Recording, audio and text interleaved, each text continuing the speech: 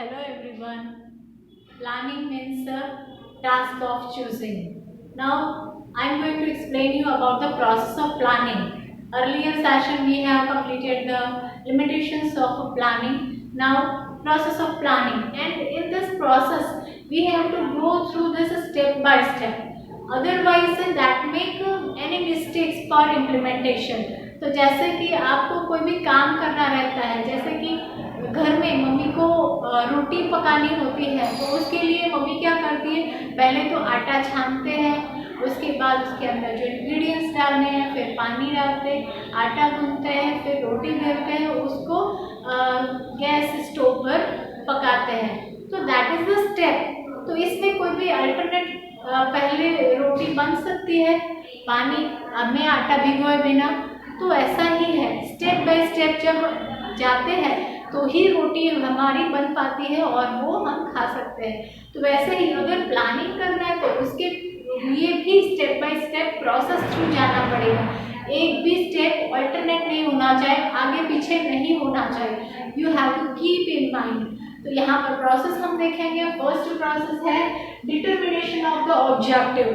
Planning किसके आसपास इर्द गिर्द घूमता है?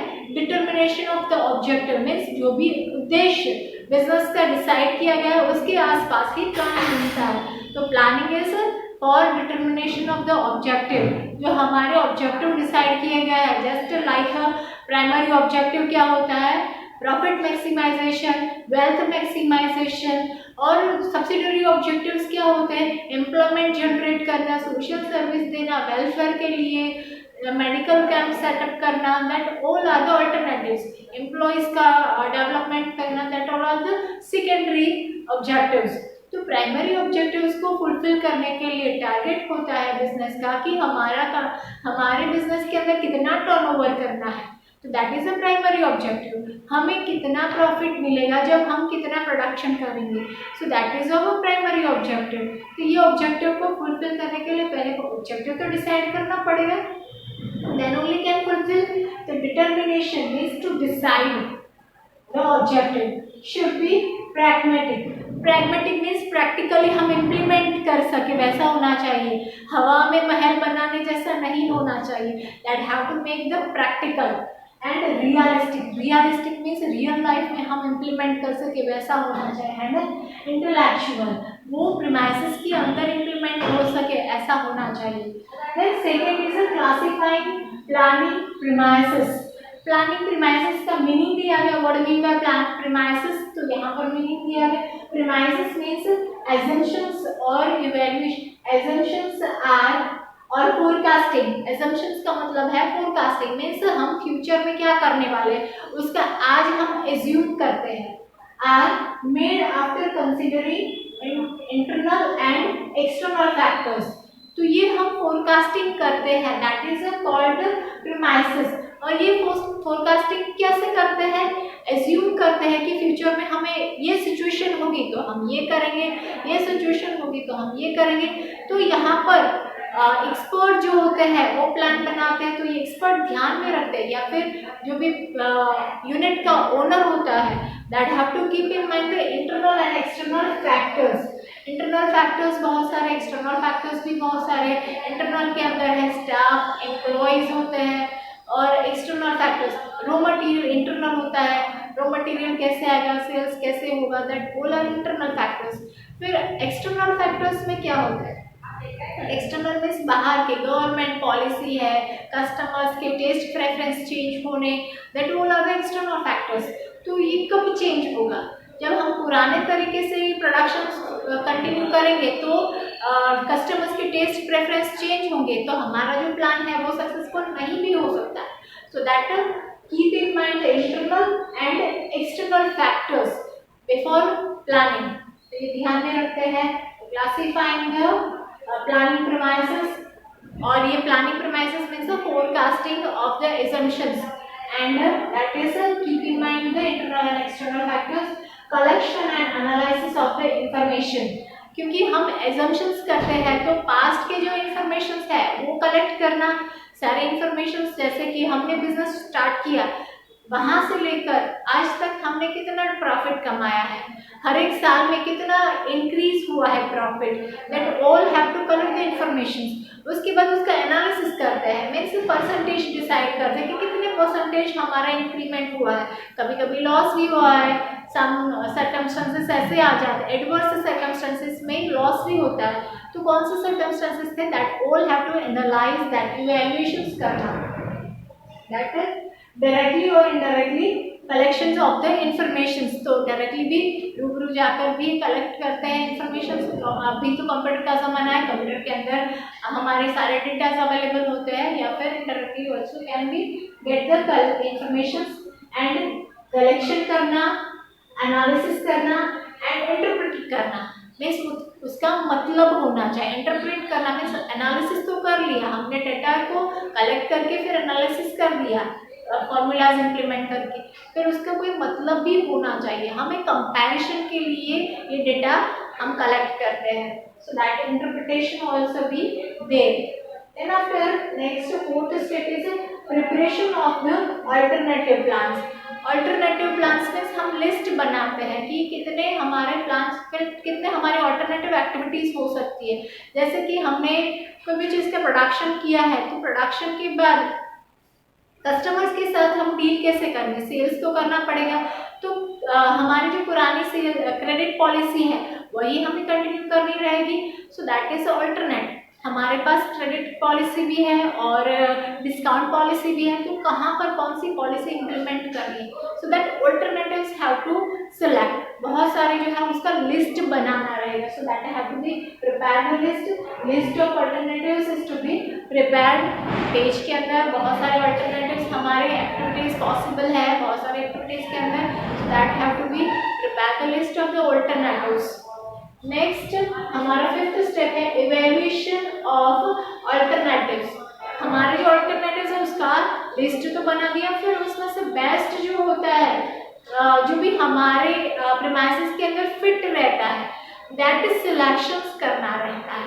That is of feasible alternatives are selected from the list। feasible means हमारा यूनिट जो है, बिजनेस यूनिट, उसके अंदर कौन सा प्लान फिट हो रहा है। हमारी जो पॉलिसीज है, डिफरेंट यूनिट की डिफरेंट पॉलिसीज होती है, उसके हिसाब से कौन सा प्लान फिट बैठता है, कौन से लिस्ट के अंदर से best plan have to select. Then intellectual process needs mathematical and statistical knowledge। यहाँ पर ये जो प्रोसेस है, it is called the evaluation is called the intellectual process। evaluation जो है हमारा अंदरूनी है, हमारे प्रीमाइसेस के अंदर जो भी एक्टिविटीज होती है उस एक्टिविटीज के अकॉर्डिंग टू है। तो ये सारे इंफॉर्मेशंस जो है उसके डेटास कलेक्ट करके उसका मैथमेटिकल एंड स्टैटिस्टिकल इवैल्यूएशंस करना ये जरूरी हो जाता है, और उसमें से best way we have to select. Then with operation research, that is OR, operation research business unit have to select the best an ideal plan as a model. A person, a businessman have to select an ideal plan. Ideal plan means the best plan from the list of so many plans have to be selected। और ये कब possible है? After analysis, process and all things have to be completed, then afterwards they have to select the ideal plan।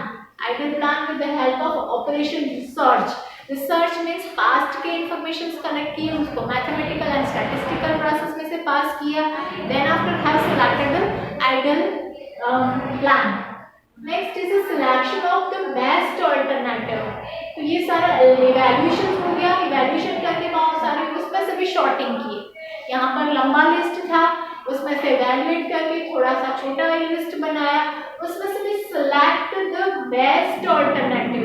Best alternative means कौन सा perfect plan कौन से situations में कहाँ पर फिट होगा। That have to be among various alternatives select the best alternatives from the list.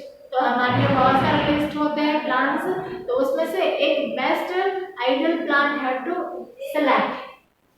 Then seventh number is the formulation and evaluation of the subsidiary plan। यहाँ पर subsidiary plan का meaning दिया गया है different projects or alternatives have to be considered as per basic plan और in support of basic plan. तो हमारा जो सिलेक्शन हो गया that is of basic plan, और बेसिक प्लान को जो भी सपोर्ट करते हैं तो that is it is called the subsidiary plan, और उसका दूसरा नाम it is known as a subsidiary plan और डेरिवेटिव प्लान। डेरिवेटिव मीन्स उसके ऊपर से बनाया गया, उसके थ्रू बनाया गया, इसलिए इसको दूसरा नाम भी दिया गया। एग्जाम में 1 मार्क के अंदर भी पूछ सकते हैं, और ये पूरा क्वेश्चन है वो 5 मार्क्स में भी आ सकता है। What do mean by derivative plan? Derivative plan की डेफिनेशन फिर से देख लो। Different projects alternatives have to be considered as per basic plan or in support of the basic plans, so that basic plans को support करते हैं, that is called the subsidiary plan or derivative plans. So that is about the derivative plans. Derivative plans have to be formulate करना means बनाना रहता है, इसके ऊपर से best जो बनाया हुआ आइडियल प्लान उसके ऊपर से डेरिवेटिव प्लान्स बनाना है। Then last step evaluation of the plan.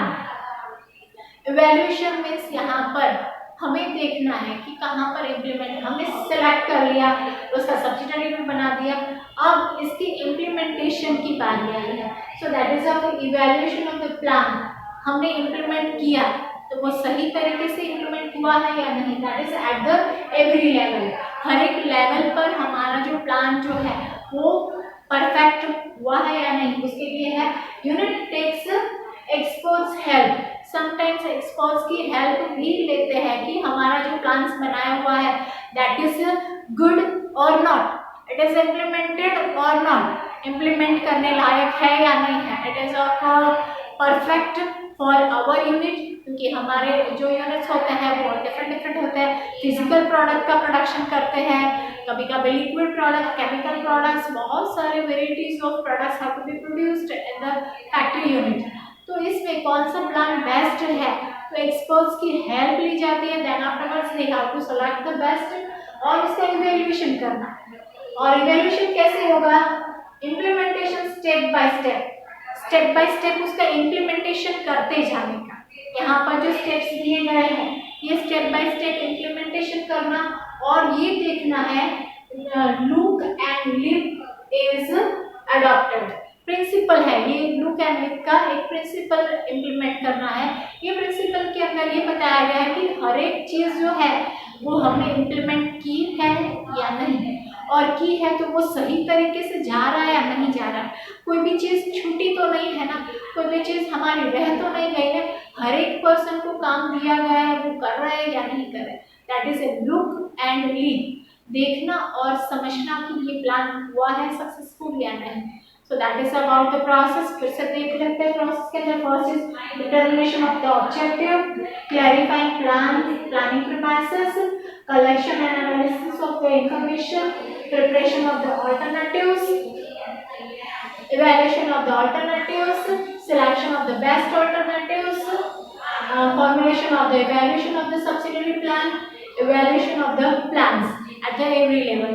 So this is about the process. ये 5 मार्क्स के अंदर आते हैं स्टेप बाय स्टेप, ये परफेक्ट उसी स्टेप में वो स्टेप फिक्स्ड होना चाहिए। 8 स्टेप दिए गए तो 8 स्टेप आपको कंपल्सरी लिखने रहेंगे। So prepare yourself. Thank you till that.